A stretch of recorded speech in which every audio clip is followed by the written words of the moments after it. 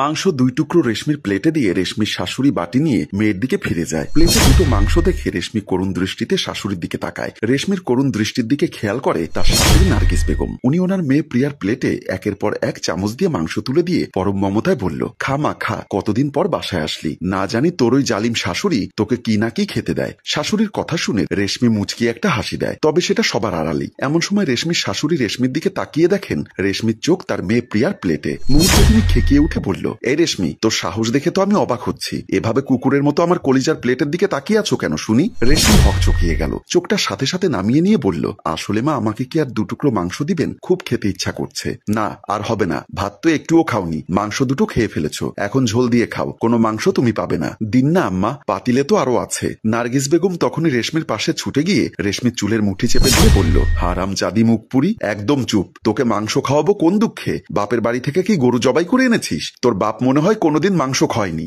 এমন সময় রেশমির ননদ তানিশা এসে বলল, আহ মা, চুল টেনো না, তোমার ছেলে রাজু এসে বউয়ের চুল এলোমেলো দেখলে তো রেগে আগুন হয়ে যাবে, তার চেয়ে বরং 2-4টে কিল বসিয়ে দাও পিঠে। নার্গিস বেগম মেয়ের কথা শুনে ধূপধাপ কয়েকটা কিল মেরে বসে রেশমির পিঠে। এত জোরে মেরেছিল যে রেশমির দম আটকে যায়। ডাইনিং টেবিলের চেয়ার ছেড়ে উঠে গলা কাটা মুরগির মতো ছটফট করতে করতে দৌড়ে নিজের রুমের দিকে চলে যায়। রেশমির অবস্থা দেখে নার্গিস বেগম ভয় পেয়ে ভয়ার্থ দৃষ্টিতে তার মেয়ে প্রিয়ার দিকে তাকিয়ে পড়ল, এই প্রিয়া, কি করলাম এটা? হারামজাদি তো ছটফট করতে করতে চলে গেল, যদি মারা যায়? প্রিয়া তাচ্ছিল্যের সুরে বলল, গেলে যাবে, তাতে কি, তুমি আবার ভাইয়ার বিয়ে দিবে, সাথে মোটা অঙ্কের যৌতুক নিবে। মেয়ের কথা শুনে নার্গিস বেগমের মুখে হাসি ফুটলেও কিছুটা ভয় নিয়ে বলল, কিন্তু তোর ভাইয়ের কলিজা তো ওই মাহারা এতিম রেশমি, ওর কিছু হলে তুই যে এখানে এসে খেতে পাচ্ছিস সেটাও তো বন্ধ হয়ে যাবে। কি যে বলো মা, আমার খাওয়া বন্ধ হবে কেন? আর ভাই বুঝবে কি করে? সে তো অফিসে। এসো তো মা, বসো, মাংস রান্না জোশ হয়েছে, তুমিও খাও। নার্গিস বেগম মেয়ের কথায় কান্না দিয়ে ধীরে ধীরে রেশমির রুমের দিকে চলে যায়। তানিশা আর প্রিয়া হাসাহাসি করছে। নার্গিস বেগম রেশমির রুমে এসে দেখে রেশমি তখনও ছটফট করছে। ভয় নার্গিস বেগম তাড়াতাড়ি রেশমির পাশে এসে রেশমির বুক পিঠ মালিশ করতে শুরু করেন। পাশ থেকে পানির গ্লাসটি নিয়ে পানি খাইয়ে দেন। একটু পর রেশমিকে স্বাভাবিক করে তিনি খেকিয়ে উঠে বলল, মরা শখ জাগছে মুখপুরি, জীবনে আর চাইবি মাংস? যা দিব তাই খাবি, আর রাজু আসলে ওরে যদি কিছু বলিস তবে তোরে আমি করে ফেলবো, মনে রাখিস। কথাটা বলি নার্গিস বেগম রুম থেকে বের হয়ে যায়। আর রেশমি হালকা হেসে বলল, চিন্তা নেই আম্মু, আপনার ছেলেকে বলবো না, বললে আপনার কি অবস্থা হবে আমি কল্পনা করলেও শিউরে উঠি। ভেবেছিলাম আমার মা নেই, সৎমা অত্যাচার করত, বিয়ে হলেই বুঝি আমার মুক্তি, কিন্তু অভাগী যেখানেই যায় সেখানেই নদীর পানি শুকিয়ে যায়। কথাটা বলেই রেশমি বিছানায় শুয়ে পড়ে। পিঠে ওর খুব ব্যথা করছে, তবুও কোনোরকম শুয়েছে। এতক্ষণ এদিকে অফিসে বসে ল্যাপটপের স্ক্রিনে নিজের মা বোন আর বউয়ের কার্যকলাপের ফুটেজ দেখছিলাম আমি তা দেখে দেখে নিজের অজান্তেই বলে উঠি, রেশমি সোনা বউ, একটু ধৈর্য ধরো, তোমার শ্বশুর হজ করে ফিরুক, তারপর দেখো কি করি। তোমরা এতটা নির্দয়। এমন সময় হন্তদন্ত হয়ে একটা লোক কেবিনে ঢুকেই দৌড়ে এসে আমায় জড়িয়ে ধরে হালকা কেঁদে ওঠে। আমিও উঠে লোকটাকে জড়িয়ে নেই নিজের বুকের মাঝে, কারণ লোকটা আমার বাবা মুমিন খান। বুক থেকে মাথা তুলে বাবাকে বললাম, আরে বাবা, তোমার না আগামীকাল আসার কথা? হ্যাঁ, তোদের সারপ্রাইজ দেওয়ার জন্য চলে আসলাম। তা আমার ছেলে মন মরা কেন? বিয়ে করে বুঝি চাপে আছে? না বাবা, আমি অবাক আমার মা আর বোনদের কার্যকলাপে। মানে দেখো বাবা ল্যাপটপের দিকে। কথাটা বলে আমি ল্যাপটপটা বাবার সামনে এগিয়ে দিলাম। তিনি বউ বৌমার মেয়ের কাহিনী দেখে সামান্য হাসলেন আর হাসতে হাসতে বললেন, জানিস বাবা, ছোট ঘরে বিয়ে করতে নেই, করলেও বউকে টাকা লাই দিতে নেই। তোর মাকে লাই দিয়ে দিয়ে এমন করেছি। তোর মা যে ঘরে বড় হয়েছে সে ঘরে কখনোই 2 টুকরো মাংস তোর মায়ের প্লেটে পড়েনি।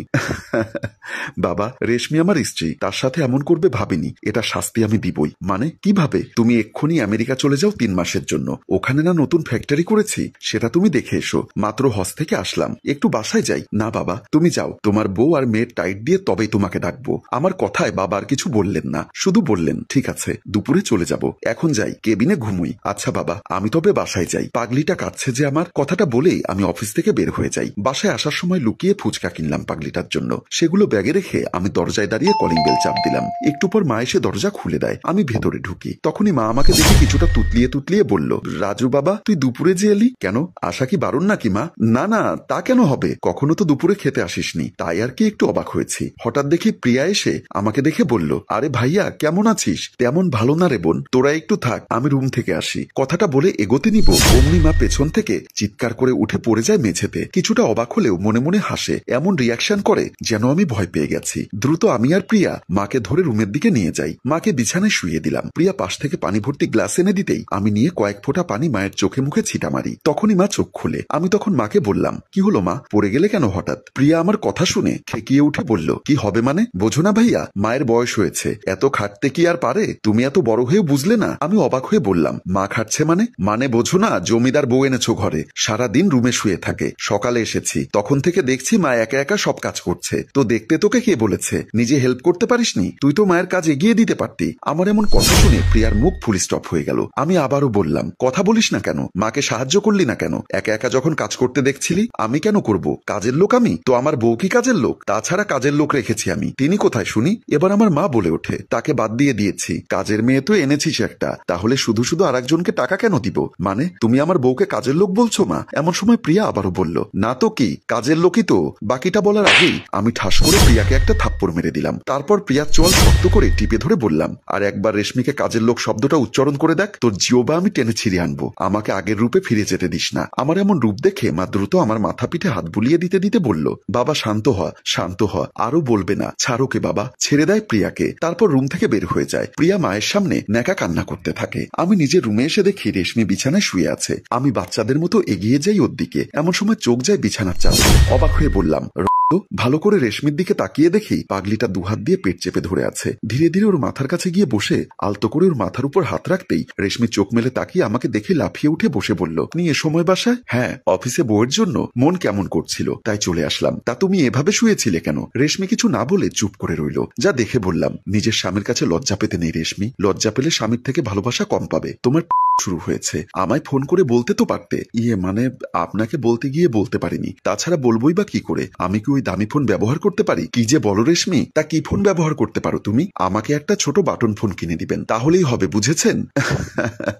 এই যুগে এসে তুমি বাটন ফোন চাও? এখনকার 2-3-তে পড়াশোনা করা ছেলে মেয়েরাও আইফোন ছাড়া কিছু নিতে চায় না। সেখানে তুমি শহরের টপ বিজনেসম্যান রাজু খানের স্ত্রী হয়ে কিনা বাটন ফোন চাও? আমি না হয় 2 দিন হলো আপনার বউ হয়েছি, তবে আমার আগের পরিচয় তো আর ভুলতে পারি না। আমার বাবা সামান্য একজন কৃষক, তার কাছে আমি 18টা বছর মানুষ হয়েছি। তিনি আমায় শিখিয়েছেন নম্রতা, ভদ্রতা এবং অল্পতেই সন্তুষ্ট থাকার উপায়। এখন আপনার স্ত্রী হয়ে সেই সব শিক্ষা তো আর ভুলতে পারবো না। তাতে কি রেশমি, আমি তো আমার বউকে শখ করে দামি কিছু দিতেই পারি, তাই না? হ্যাঁ পারেন, আমি সেটা ব্যবহার করব, তবে এখন নয়, পরে। আমি চাচ্ছি না এই অল্প কদিনেই এত বড় অট্টালিকা, ধন সম্পদ আর বিলাসিতার উপর নিজের লোভ বা মায়া সৃষ্টি হোক। আর জানেন তো, হুট করে সবকিছু একসাথে পেলে মানুষ হয়ে যায় অহংকারী। মনে একটু অহংকার নিয়ে যদি আমি মারা যাই, তবে আল্লাহ কিন্তু আমায় জান্নাতে নিবেন না। আহ রেশমি প্লিজ চুপ করো শোনাবো। এভাবে মরার কথা আর ভুলেও মুখে এনো না। তোমার যা মন চায় তাই করো, আমি বাধা দিব না। তবে আমাকে ছেড়ে যাওয়া বা মরার কথা আর বলো না, সহ্য করতে পারি না আমি। রেশমি পলকহীন হয়ে কিছুক্ষণ আমার দিকে তাকিয়ে ভাবতে থাকে, ইস, লোকটা কিছুদিনেই আমার উপর এতটা দুর্বল হয়ে গেছে,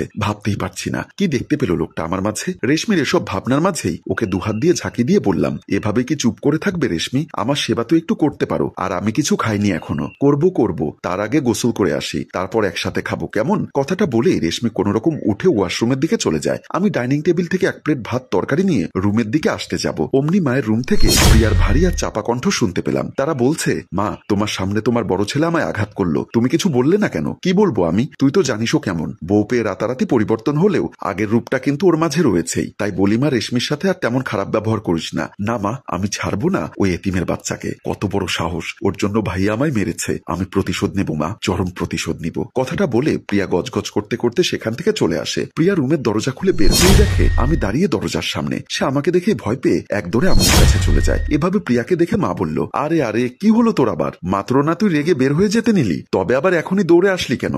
ভাইয়া দাঁড়িয়েছিল মা এতক্ষণ। দুজনেই চমকে ওঠে আর টান টান টুইস্ট রেখে আমাদের গল্পের প্রথম পার্ট এখানেই শেষ হয়। সম্মানিত ভিউয়ার্স, গল্পটিতে মা আর বোনের শাস্তি কি হতে যাচ্ছে সবটা জানার পর কি হবে, সবকিছু দেখতে ও জানতে চোখ রাখুন আমাদের পেজে দ্বিতীয় পর্বের জন্য। বেশি ভিউ ও শেয়ার না হলে দ্বিতীয় পর্ব দেওয়া হবে না।